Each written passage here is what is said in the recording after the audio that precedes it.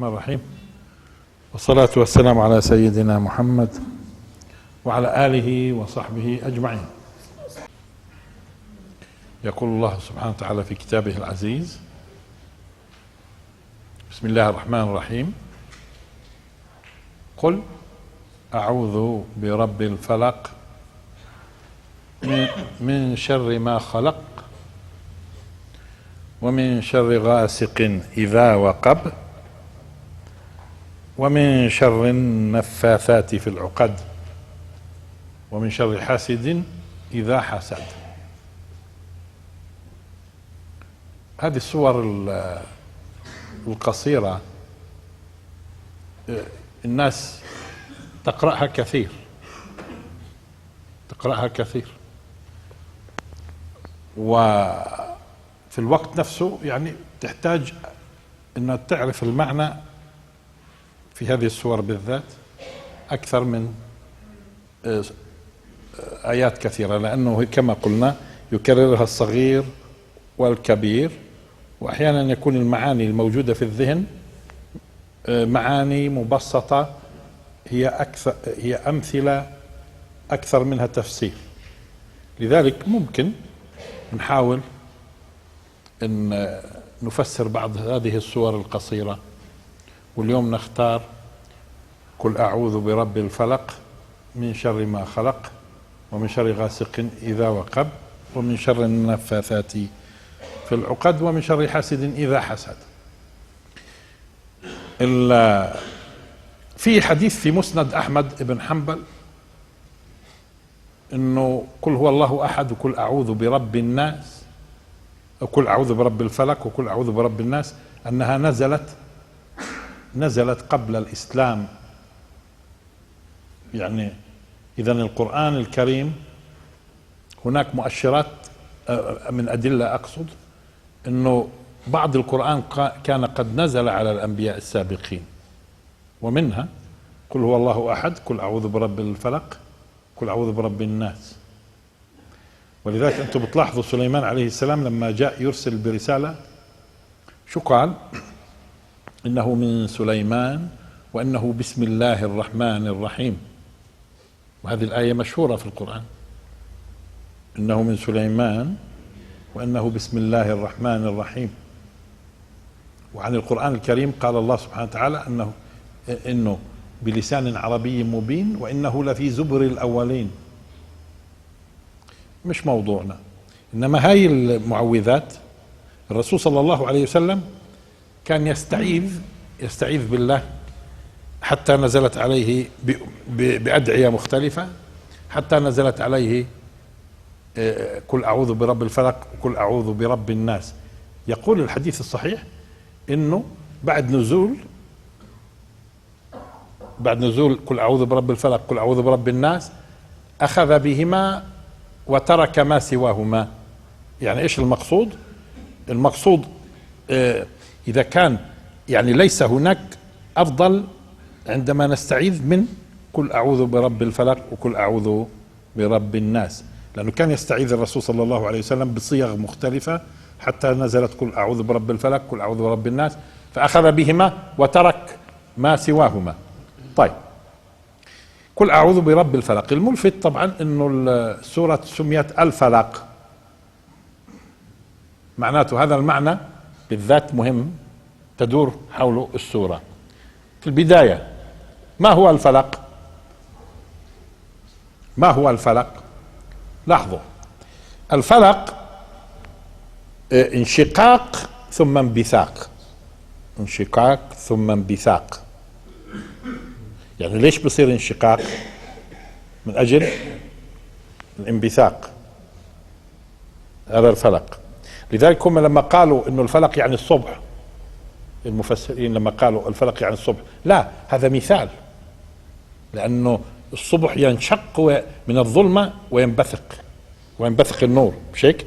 كأنه الظلمة كانت تحجز النور، فبشق الظلمة وبيخرج. فهو هل صحيح انه هون ننتبه انه احيانا المفسرين لما بيفسروا هم بيفسروا امثله، يعني بيعطوا مثال، مش عم بيفسروا. فلما يقولوا الفلق الصبح، لا، هو مش الفلق الصبح، هو الصبح زي اي ظاهرة ثانية فيها فلق، هو بيفلق الظلمة وبينبثق. اذا كل ما ينشق عن شيء ثم ينبثق هذا الشيء من داخله، هذا ايش اسمه؟ فلق. ولذلك قال الله سبحانه وتعالى فالق الإصباح. مش هيك؟ طيب، إن الله فالق الحب والنوى، يعني هي مش الصبح كمان، مش هيك؟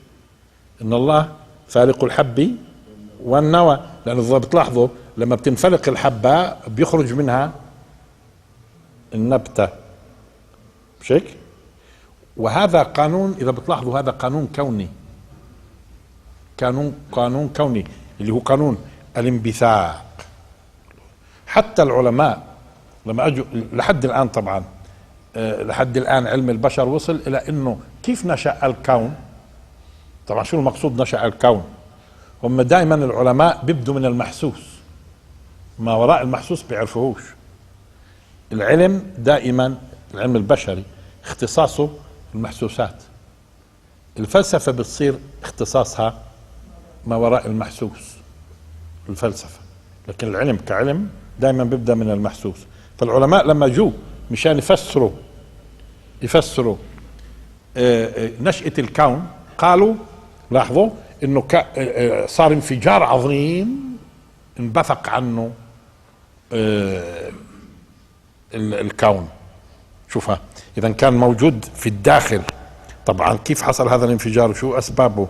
والانفجار وتم الانبثاق، هذا لما العلماء بيفسروا نشأة الكون من اللحظات اللي يمكن احساسها كبشر نحسها. ما قبل الحس كما قلنا هذا مش دخل، ملوش دخل العلماء الطبيعة، له دخل الفلاسفة. طيب، فوجود الكون كان انبثاق، خروج النبات انبثاق، حتى الاشياء المدمرة زي البراكين هي انبثاق، انفلاق وانبثاق. حتى المولد، يولد الانسان هو يخرج وينبثق. حتى الافكار بنستخدم احيانا عبارات لها علاقة بانبثاق الفكرة بعد ما كانت هي مطمورة ومجهولة، ثم بصير اشراق لهذه الفكرة وانبثاق وامتداد. معناته الفلق هذا نظام كوني، وقد يكون في شيء حسي زي مثلا فالق الحب والنوى، هذا حسي بيصير انشقاق وبيخرج منه وقد يكون انبثاق معنوي. كيف لما تنبثق الثورات، كيف الآن في العالم العربي الثورات شو كانت؟ مخبية، والناس مش شايفين العوامل الموجودة في الداخل، فجأة وإذا بها تنشق وتنبثق. طبعا قلقانين انتوا وين بتودي؟ لا بودي كله، بودي تمام، مش هيك؟ كله بودي تمام، كله بودي تمام. يعني الله سبحانه وتعالى بده يرحمكم، بكون الناس دائما قلقين محبطين، يطلعوا شمال شرق غرب مش شايفين خلاص. وكنا دائما نقول لكم لا استنوا شوية بتشوفوا راح يصير. كيف يصير؟ ايوه، لانه العوامل في داخل الامه هاي اللي مش شايفينها. كيف لما بيكون البركان عم بتجمع بعدين بيطلع، هو مش بيطلع من لحظتها، هو بيكون البركان بتجمع له فتره. والانفجار الكوني العظيم اللي حصل برضه بيكون العوامل مع بتعتمل بيجي لحظه الانبثاق. فانبثاق ممكن يكون مادي وممكن يكون معنوي. ووين ما وجهت نظرك في الكون تجد ان قانون الفلق هو قانون الخلق. فكأنه انت لما بتقول قل اعوذ برب الفلق، انت تعوذ بالله سبحانه وتعالى من شرور مش من خيرات، لانه الاشياء اللي تنبثق في منها خير وفي منها الشر. لذلك من شر، هو بيستعيد من شر، لكن هو بيكون في انبثاق احيانا بالخير. ولكن مثلا بركان ممكن ينبثق بالشر، مش هيك؟ والخير في ان واحد. لانه مرات ما نعده احنا شر في في في قضايا خاصة فينا، ممكن يكون خير بالنسبة للبشرية بشكل. فإذا معناته سميت السورة الفلق لأنه هذا هو القانون، قانون الخلق، كله انبثاق في عالم الحس وفي عالم المعنويات. انبثاق مرات بيكون انت حاشر في داخلك فكرة بعدين بتتجرأ تطلع فيها بشكل. قل أعوذ برب الفلق. إذن الفلق معناته صفة قانون كوني، قانون كوني. ولذلك لاحظوا شو قال: من شر ما خلق، لأن الله خلق الأشياء، وأهم قانون من قوانين الأشياء المخلوقة الانبثاق، الشق والانبثاق. إذن قل أعوذ برب الفلق من شر ما خلق. إذن بهذا الشكل تكون استعاذت من كل شيء، استعاذت بالله من كل شيء هو شر، من كل شيء هو شر، لأنه من شر ما خلق، لأنه ما خلق الله كل شيء. معناته كل هذه الأشياء ممكن أحيانا تصيبنا بالخير، ممكن أحيانا تصيبنا بالشر، فنحن نستعيذ بالله. ونستعيذ بمين على فكرة؟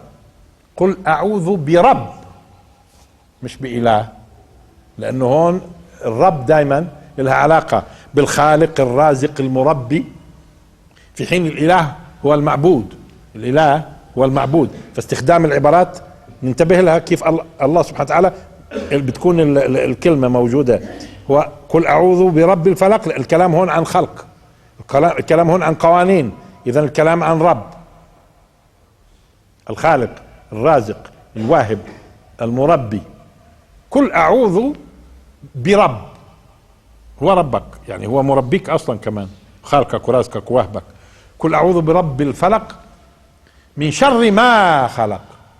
ما ظلش اشي، ما هذه ما بقولوا من ألفاظ العموم، تعم كل شيء، ما كله من شر ما خلق.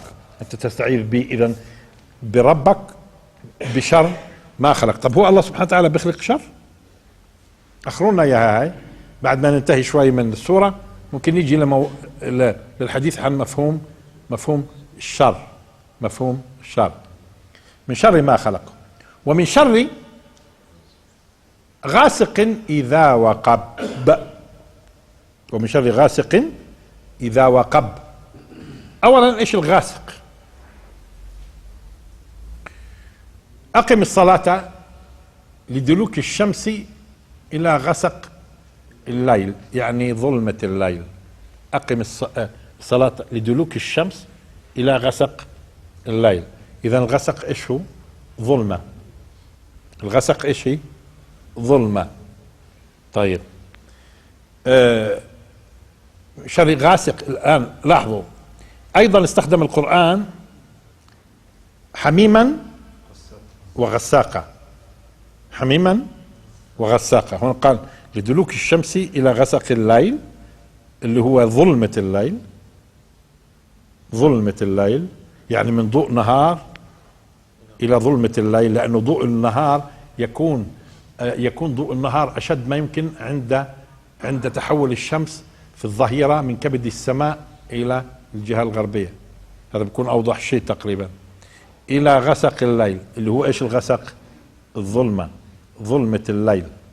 الآن وحميمة وغساقة لا يذوقون فيها شرابا، بشكل لا يذوقون فيها بردا ولا شرابا، لا يذوقون فيها بردا ولا شرابا إلا حميما وغساقا. حميم يعني بيكون حار جدا. طب وغساق؟ لاحظوا دائما الأشياء اللي تشرب إذا كانت شفافة وصافية بتكون غالبا إيش؟ مفيدة. أما الأشياء السوائل الضارة والنتنة شو بتكون؟ مظلمة. ولذلك فسروا بعض العلماء يعني صديد أهل النار. هو المقصود إنه هذا الغساق بكثافته وظلمته غير عن الإشي يعني كثافته وظلمته ونتنه.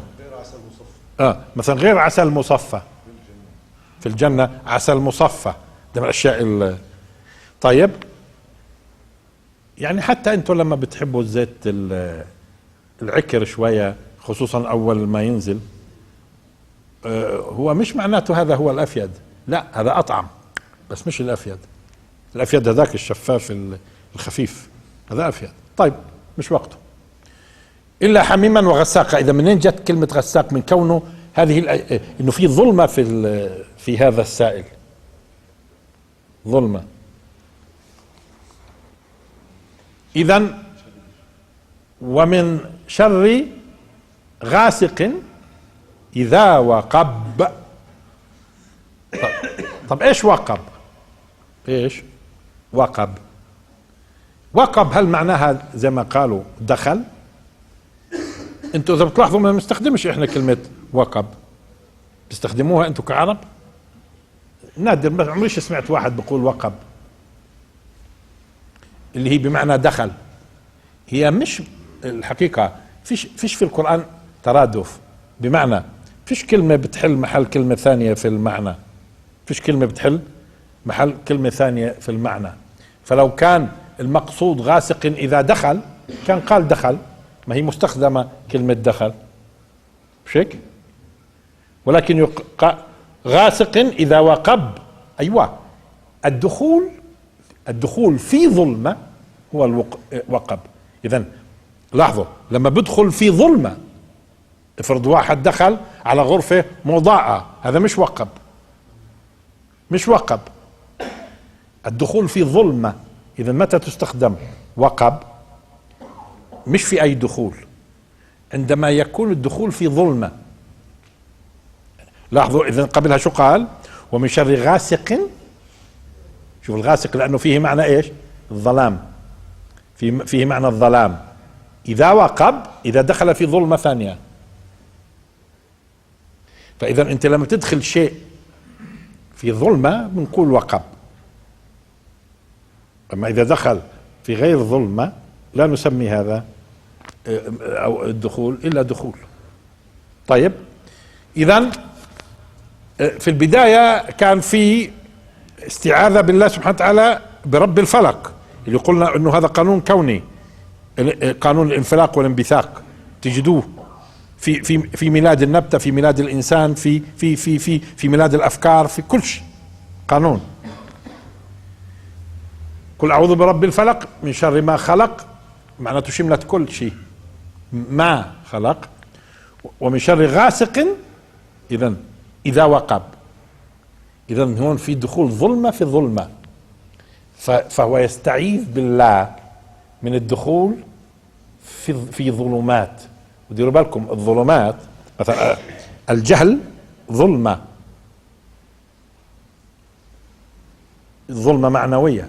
في عندكم ظلمات حسية، في ظلمات معنوية، مثل ما في انبثاق حسي في انبثاق معنوي. هناك إذا بتلاحظوا دققوا معي، الفلق انبثاق من الداخل للخارج، والغاسق إذا وقب من خارج للداخل. تمام؟ كمان مرة، الفلق انبثاق من الداخل للخارج، والغاسق إذا وقب من الخارج للداخل. ولكن الداخل شو؟ ظلمة. والداخل شو؟ ظلمة. نوضح أكثر إن شاء الله. الآن الشهوة ظلمة. لما واحد بتلاقيه مقبل على شهوته عقله بتعطل، مش هيك؟ الشهوة مرات بتضغط فبتعطل الوعي. الشهوة ظلمة، الجهل ظلمة، المعاصي ظلمات.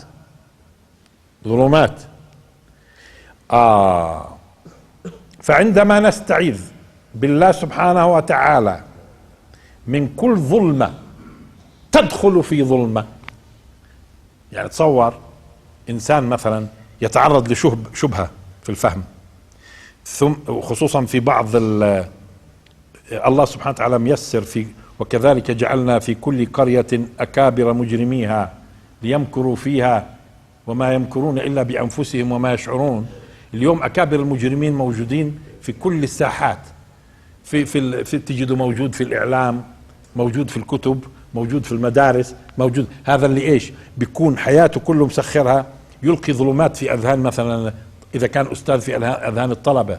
في فرق بين الأستاذ بده ينور وبده يساعد الطلاب إنه تنبثق منهم الأفكار الجميلة، وبين من يريد أن يدخلهم في ظلمات، ظلمة وراء ظلمة، بلقي لهم شبهة وكمان شبهة وكمان شبهة وكمان شبهة، فيدخل ظلام في ظلام في ظلام، في النهاية شو بصفي؟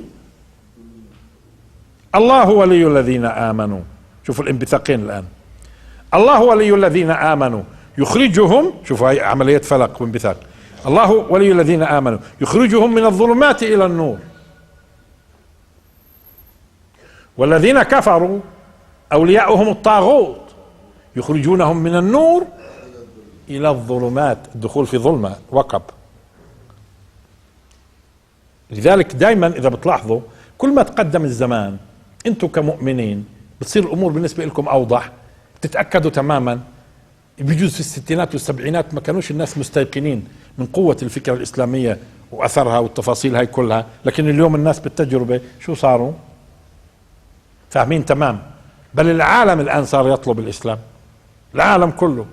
الله ولي الذين آمنوا يخرجهم من الظلمات إلى النور، هذا انبثاق. والذين كفروا أولياؤهم الطاغوت يخرجونهم من النور إلى الظلمات.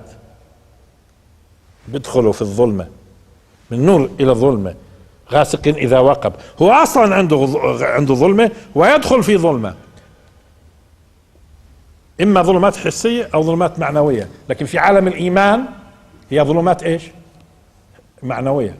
ظلمة الشرك، ظلمة الجهل، مش هيك؟ ظلمة الشهوة، ظلمة الحسد، ظلمة الحقد، تفاصيل طويلة. فأنت تستعيذ بالله سبحانه وتعالى. أولا تسأل رب الفلق. ليش تسأل رب الفلق بالذات؟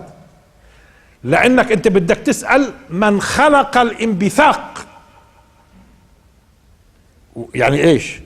أنت بتميل إلى الشيء، بدك الشيء أنت تسأله كيف لما بدك تقول له يا كريم ارزقني؟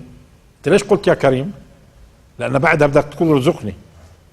أنت ليش تقول قل أعوذ برب الفلق؟ لأنك بدك أنت إيش؟ خلاصك إنه يصير عندك خلاص من ظلمة إلى نور، تتخلص من الشر في اتجاه الخير، تبعد المصايب في اتجاه مش هيك؟ وفي المقابل من شر ما خلق ومن شر غاسق إذا وقب.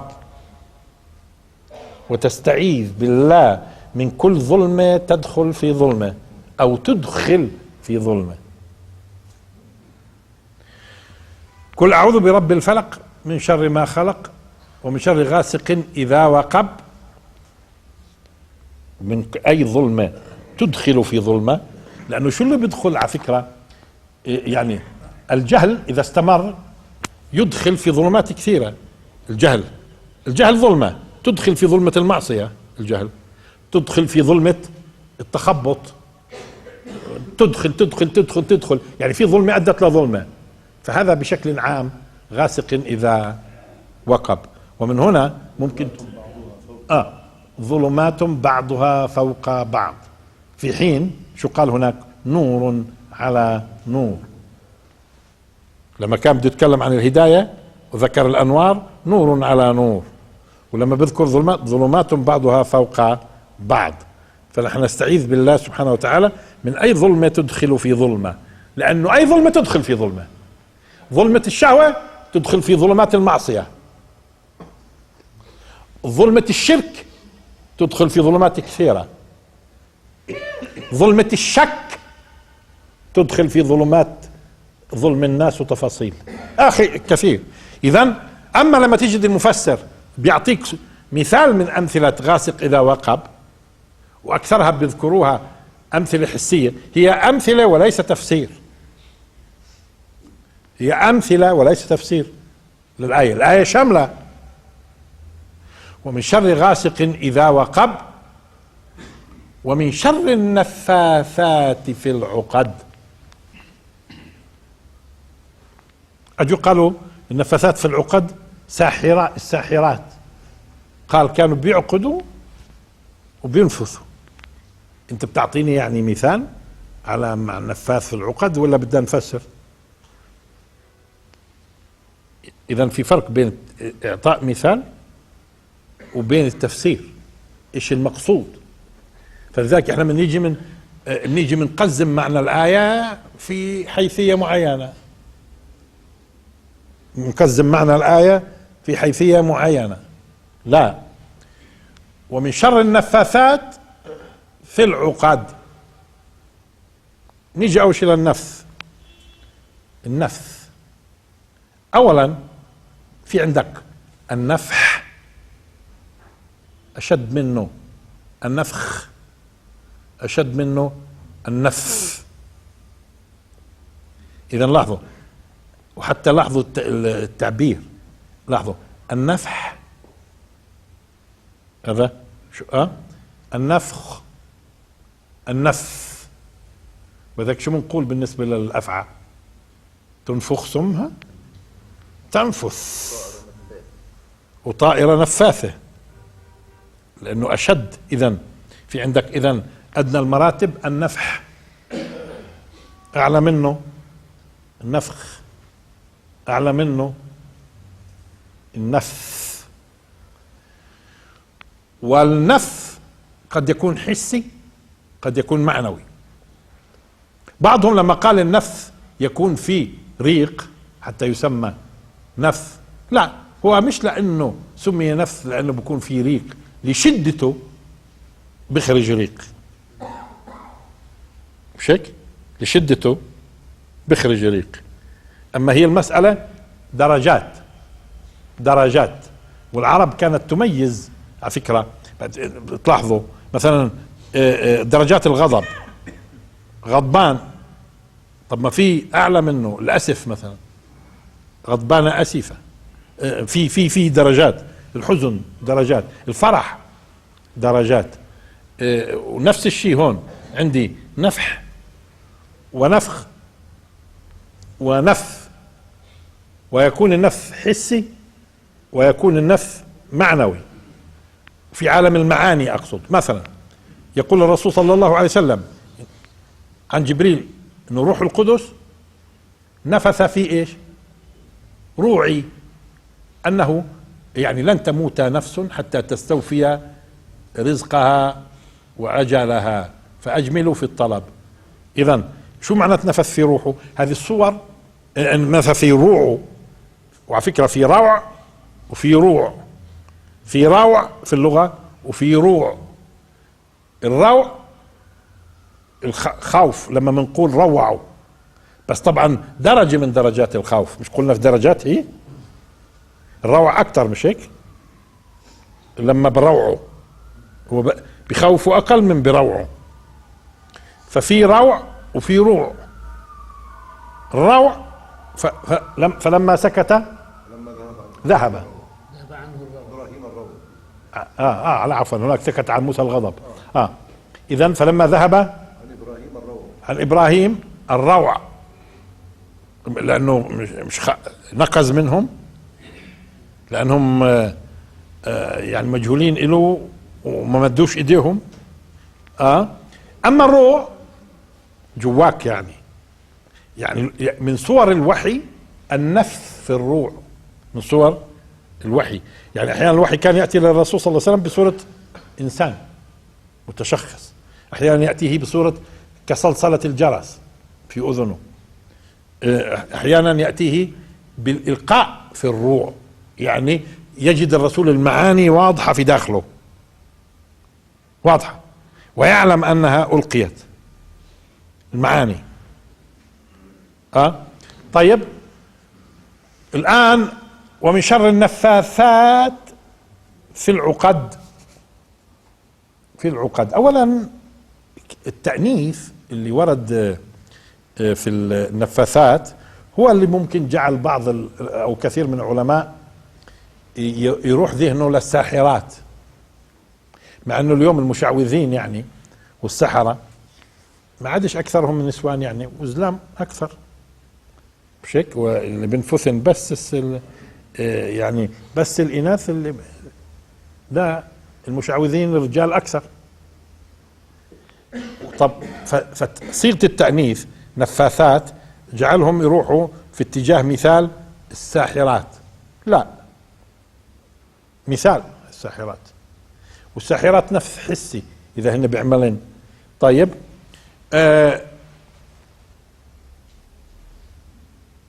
وما تنزلت به الشياطين. طب الشياطين مذكر ولا مؤنث؟ طب هون شو في قوله تنزلت؟ أنث، مش أنث؟ وما تنزلت به الشياطين وما ينبغي لهم وما يستطيعون، مش وما ينبغي لهن، بس قال تنزلت.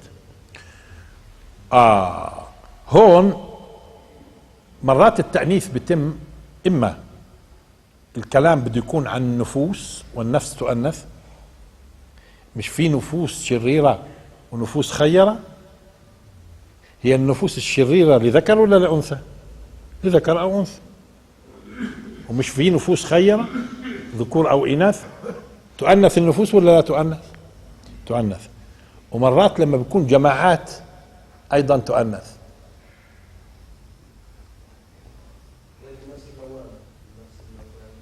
أيوة، النفس اللوامة فتؤنث.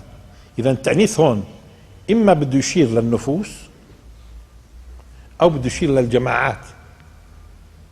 والتأنيث مرات على فكرة عند العرب التأنيث لإبراز الشر أكثر، فأنت بتقول أفعى، هذه أفعى، ما بتقولش هذا ثعبان عن الزلم. إذا بدك تصفه إنه يعني ماكر وكذا وتفاصيل، بقول هذا أفعى. إذا التأنيث هون نفاثات، مشان ما نظلش محصورين في موضوع الساحرات اللي قال بعقد عقد بنفثن فيها. يعني احنا باقيين الاستعاذة بس من هالكلام هذا؟ لو لا، النفاثات في العقد. طيب كن قال لك انت لا تحط لي العقدة في المنشار، شو يعني؟ لا تعقد الامور، والله امور معقدة، والله هاي عقدة مبين. افهمها، بدينا نفهم عقد الان. وليش قالوا عقيدة؟ لانه عقيدة لانه ايمانك بتعقده. ايش العقد؟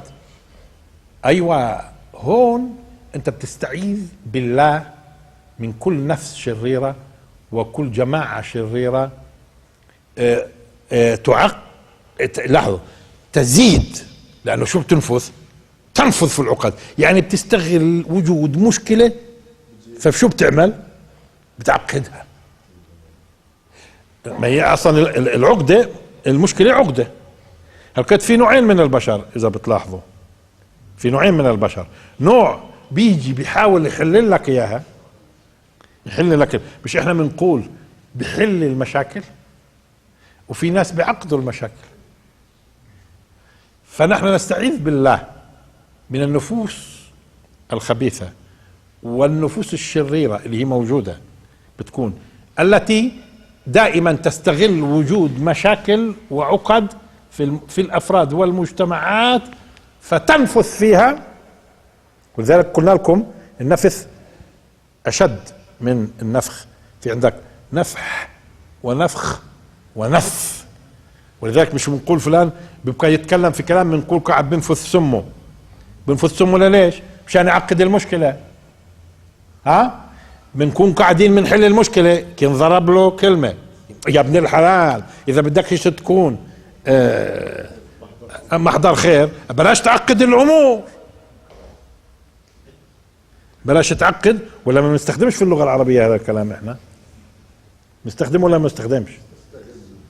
فنحن نستعيذ بالله من كل من ينفث ومن النفوس الخبيثة والجماعات الأخبث التي تنفث في المشاكل على مستوى الفرد. ما هو حسب ضخامة المشكلة. إذا على مستوى وطن، إذا على مستوى وطن في نفاثات، في جماعات تنفث لتعقد، في ناس بيحلوا، في ناس بيعقدوا. طب ليش؟ هذه من أسرار الخلق.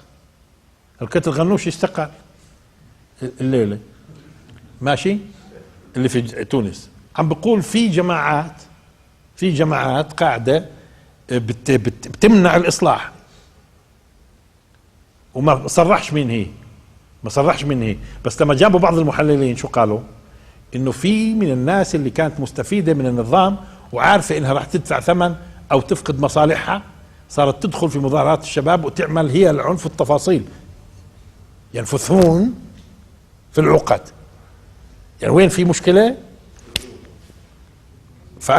فأوضح مثال الساعة قبل شوية استقال الغنوشي تبع تونس. ليش؟ نتيجة النفاثات في العقد. طب هذول ليش بينفذوا في العقد؟ ليش بيستغلوا المشكلة وبيزيدوا فيها وبيزيد؟ ما هو مش في النار برضه، لما واحد بده يشعل النار بيزيد من النفث. يعني عمركم واحد شفتوه بده يشعل النار بيعمل يعني هواء شوية يعني، ولا بيشعلها؟ لما بده يشعلها بده نفث. لما بده يشعل النار، نار الحقد ولا نار الخصومة ولا نار الكذا، ولا بده يزيد المشكلة وبده يعقد الأمور، موجودين هذول؟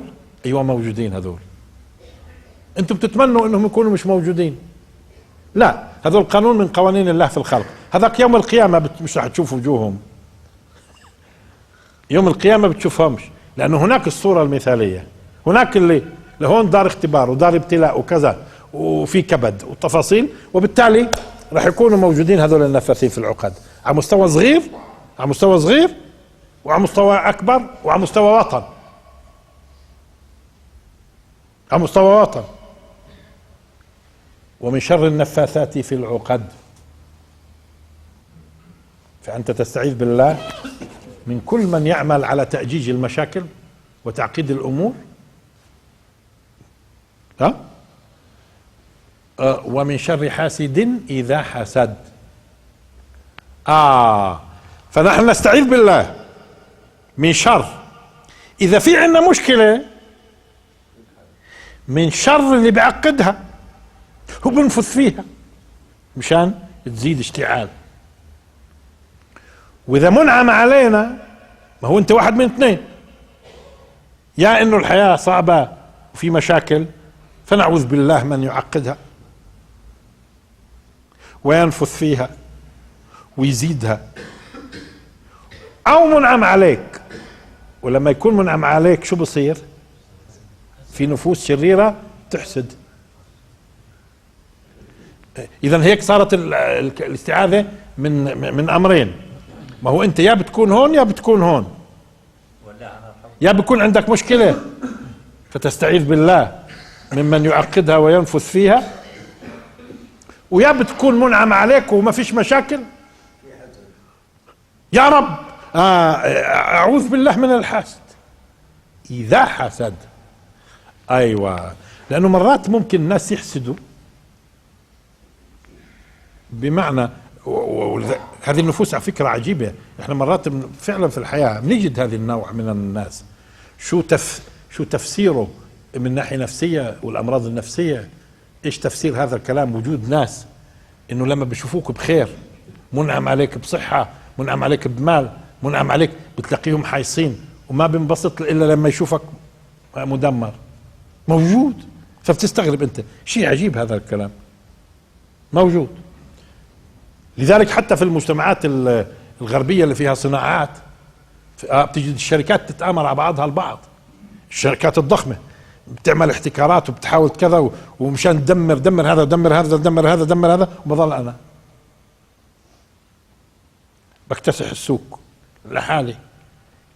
انت كمسلم بجوز ما نستوعبش، احنا كمسلمين ما نستوعبش. ليش؟ لانه ايماننا وتربية السوية والتفاصيل، يعني ايش انا استفيد يعني انه تزول النعمة عن فلان؟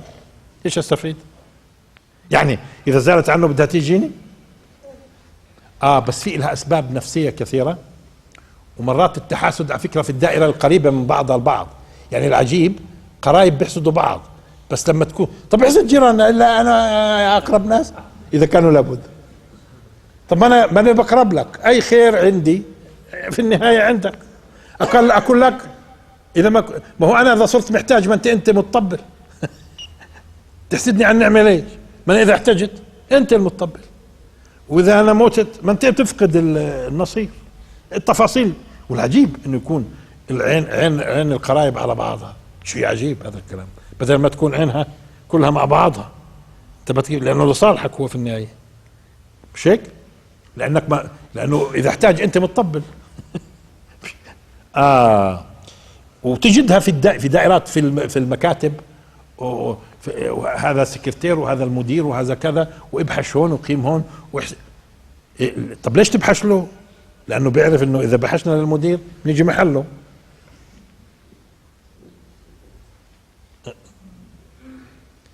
فالحاسد اذا كان هو يعني بتمنى انه النعمة اللي عندك تكون عنده بدون ما تزول عنك، شو سماها الرسول؟ غبطة. هذا ما فيش فيه اشكال، لانه هذا مش بتمنى لك الشر، هذا انه الله يرزقك زي ما رزقه، الله يعطيك الصحة زي ما اعطاه. انت ملاحظين؟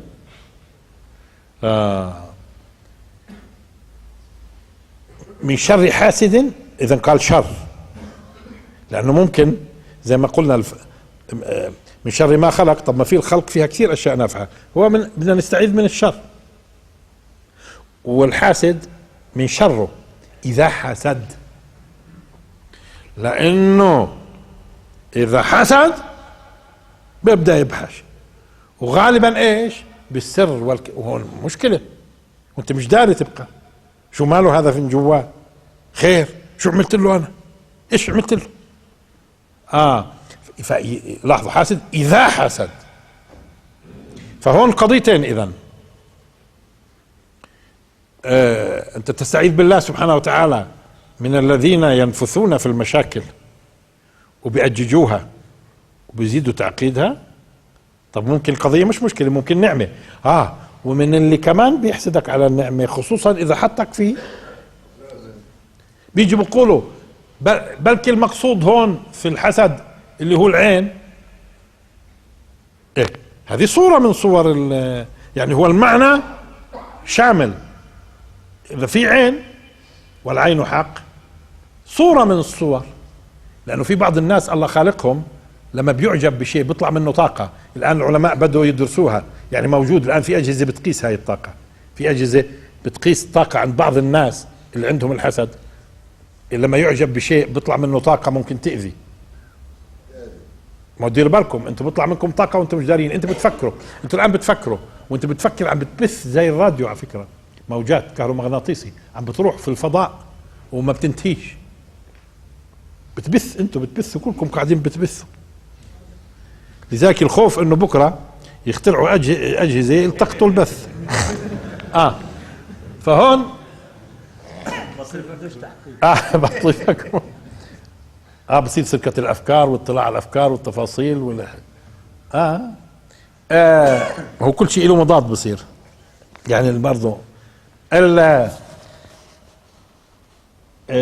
فالعين حق كما ورد في الحديث، والدليل عليه قول الرسول صلى الله عليه وسلم من الاشياء اللي علمنا فيها: اعيذك بكلمات الله التامة من كل شيطان هامة ومن كل عين لامة. في عين بس نفسر الصورة. مع تعرق القذافي عينه صابتنا. القذافي قال عينه صابتنا. هو بيعمل السحر لا مش مشاغل. لا قال عينه صابتنا. كل اعوذ برب الفلق. حكى كل بكلش كل، ما هو بكلش كل.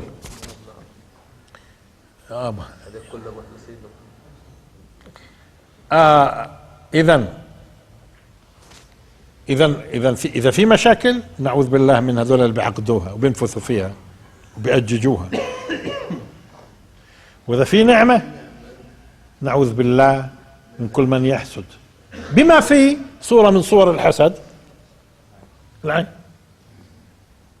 صورة. اما مش معقول احنا نجعل المعنى هون، لا، ومش شر حاسد اذا حسد، لانه اذا حسد بيبدا ايش؟ بيبدا يتبع بضر، وزي ما قلنا هو حسده على منصبه بيبدا يبحش له، حسده على منصبه بيبدا يبحش له، مش هيك؟ حسده على غناه بتلاقيه بيحاول يعني يفقره. زي اخوة يوسف. حسده على فهمه، بقول هو شو اصلا شو بيفهمه. انت ملاحظين بصير يسيء ممكن يصير الى سمعته، ممكن يشوش عليه، يغتابه بين الناس لانه شايفه مثلا علاقته مع الناس كويسه، كيف بده يخربها؟ ممكن يصير اغتاب. هذول النوعيات من البشر موجودين. راح يزولوا من الارض؟ لا، مع بقاء ليش موجود هذه الامراض؟ لانه بدون ايمان وتربيه سويه بيبدا الانسان يكون بيبدا ينتج صور من البشر عجيبه. يعني شوفوا الان الفرق بين هذا اللي اسمه الغنوشي. اجى الغنوشي قال لك اسمع، انا انه نقتل حدا مشاني السلام عليكم. هذا لما استقال الان. وبين واحد عم بقول لهم واللي ما بيحبني لازم يموت. وبعدين ايش؟ تخرب.